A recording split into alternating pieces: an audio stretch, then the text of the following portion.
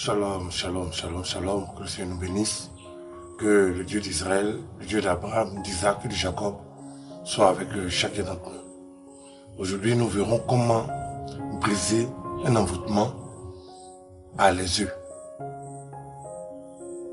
Et je vais demander à tout le monde de prendre note parce que ça sera un enseignement très puissant. Tout le monde connaît les œufs, c'est quelque chose qui est dans le régime alimentaire de plusieurs d'entre nous. Mais les œufs ont deux utilités. La première utilité d'un œuf, c'est alimentaire. Et la seconde utilité, elle est spirituelle.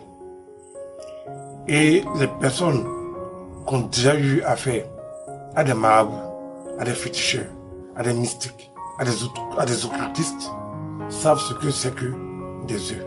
Parce que ces personnes-là, la sorcellerie, les forces noires, utilisent beaucoup les œufs pour pratiquer des envoûtements très efficaces. Si par exemple, ta vie est dans un œuf, ta vie n'avancera jamais. Ta vie n'avancera jamais. Et tu risques de mourir dans les pires souffrances. Si ta vie est à l'intérieur d'un œuf, ta vie ne sera pas longue. Parce qu'un œuf peut permettre de donner la vie ou de la reprendre. Et donc les forces occultes utilisent beaucoup les œufs pour pratiquer des envoûtements. Et ces envoûtements-là sont d'une efficacité redoutable. Pourquoi? Pour la simple raison que le corps humain est divisé de trois parties. L'esprit, l'âme et le corps. Et l'œuf, lui aussi, est divisé de trois parties. C'est-à-dire, 1. La coquille, 2. Le blanc d'œuf, et 3. Le jaune d'œuf. Donc l'œuf a la même composition qu'un être humain.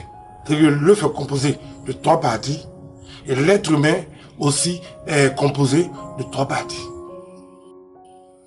Donc, pour envoûter quelqu'un, on prend quelque chose qui est similaire à une personne.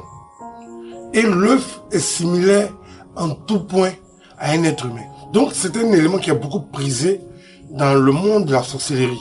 C'est un élément qui est beaucoup prisé dans le monde des occultistes. Si tu fais, par exemple, beaucoup de prières, tu te bats, tu te défends, tu luttes pour ton quotidien chaque jour, et puis ça ne va pas, il faut te dire que quelque part, ils ont dû mettre ton âme dans un œuf. Ils ont dû t'envoûter avec un œuf. J'ai vu beaucoup de personnes, des chrétiens, de croyants, des personnes qui aiment véritablement Dieu, se retrouver dans des situations désastreuses parce qu'ils ont été victimes d'un envoûtement par les œufs. Ils ont été victimes d'un envoûtement en utilisant des œufs mystiques. Ils ont appelé le malheur sur ces personnes-là avec des œufs. Contre les incantations du diable, il faut les invocations d'Israël. La prière, là, c'est pour parler avec Dieu. Mais contre les incantations, il faut les invocations. Donc si tu es victime, par exemple, d'un envoûtement par les œufs, ta vie ne progresse pas depuis des années. Les choses semblent venir, mais au dernier moment, tout disparaît. Tu te bats, au moment où tu as les résultats, tout s'écroule. On te fait des promesses. Au moment où tu veux saisir les promesses là, tout s'écroule. Dis-toi que un envoûtement par les œufs n'est pas loin. Un envoûtement mystique par les œufs n'est pas loin. Et si tu fais des prières, ribaba, ribobo, tu fais d'autres genres de prières, Seigneur l'Éternel, mon Dieu, mon roi, patati patata, c'est que c'est pas demain la veille que tu seras délivré. Donc, dans ce cas-ci, quand par exemple quelqu'un est victime d'un envoûtement par les œufs, c'est-à-dire un envoûtement sur son corps, sur son âme et sur son esprit, qu'est-ce que tu dois faire? Là est la grande question. Tu as le choix. Soit tu décides de t'abonner aux prières fantaisistes et hasardeuses, soit tu décides d'appeler, invoquer le Dieu d'Israël comme Abraham, comme Isaac, comme Jacob, comme le roi David et tous les patriarches qui ont fait leur preuve dans la Bible. Il arrive un temps où un homme doit prendre ses responsabilités face aux forces du mal. Et quand l'adversité est grande, grande aussi doit être la solution que tu vas utiliser.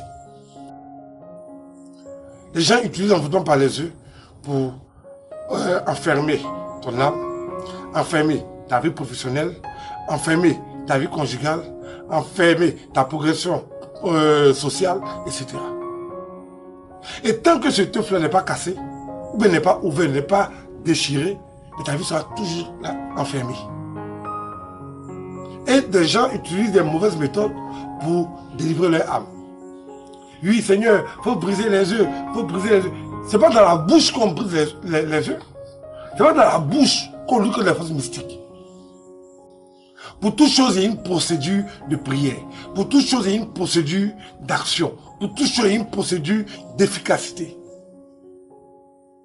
Et pour détruire les œufs mystiques, il y a une certaine manière de faire. D'abord, les prières que tu vas faire doivent changer. Tu dois avoir des prières basées sur les psaumes. Ça, c'est un. De deux, tu dois avoir des huiles d'onction qui sont adaptées à cela.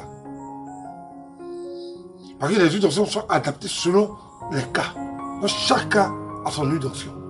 Si moi j'ai un problème sentimental, mais il y a des huiles d'onction que moi j'utilise. Si j'ai un problème de protection, il y a des huiles d'onction que j'utilise. Si j'ai un problème où je suis confronté à des œufs mystiques, il y a des huiles d'onction aussi qu'on utilise avec des sons appropriés et avec des actions appropriées pour casser mystiquement cet œuf qui te combat.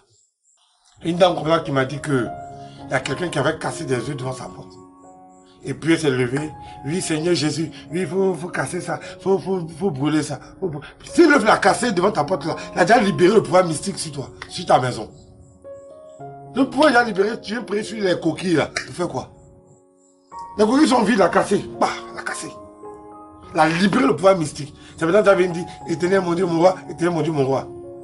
Si tu avais fait la protection de ta maison et de ton domicile, tu ne serais pas arrivé à ce niveau-là.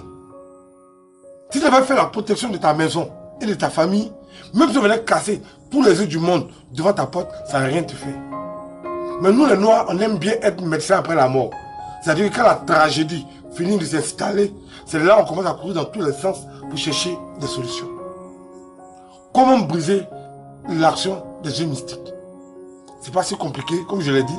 Il y a des sommes appropriées, il y a des huiles d'onction appropriées, et puis surtout, des actions prophétiques appropriées. Il y a certaines prières qu'on dit en hébreu, qu'il faut descendre le tonnerre de Dieu afin de neutraliser toutes ces choses-là. Donc, que le Seigneur nous bénisse, que le Seigneur nous aide. Je vais vous expliquer comment se manifeste l'envoûtement par les œufs mystiques. Et c'est à chacun d'évaluer s'il est victime de l'envoûtement par les œufs mystiques ou pas. C'est à toi d'évaluer si, depuis que ta vie est là, elle n'a jamais progressé depuis 10 ans, ou bien tout s'écroule autour de toi au moment où tu fais beaucoup d'efforts, tu veux récolter les efforts, puis tout se gâte. Il faut te dire que l'envoûtement par les œufs mystiques est certainement déjà sur toi. Et si tu écoutes les mauvais conseillers et les fausses prophéties, tu auras tes yeux pour pleurer. Le bonheur se bâtit sur les invocations d'Israël. Shalom.